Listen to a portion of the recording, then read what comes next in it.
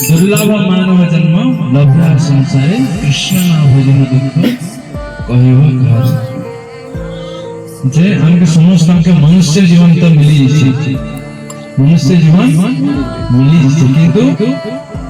हम तार महत्व बुझी नहीं पारवा मनुष्य पशु पक्षी मन को श्रेष्ठ है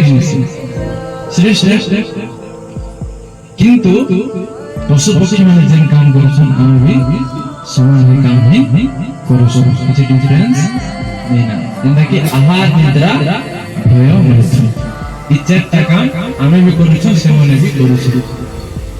केटा करछन आहार आमे भी करछन से माने भी करछन निद्रा आमे भी सोचू से माने भी सोचू भय इस शरीर के बचावा लागि परिवार पोषण लागि हम डर अछि तो हमें दिन रात सेति लागि व्यस्त रहछ तो सेटा पशु पक्षी शरीर लागि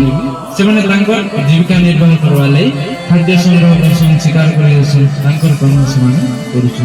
जेंता कि हमें अमल लागि करूछु मैं थन आमे भी जेंता वंश विस्तार करी परिवार पोषण करछु से माने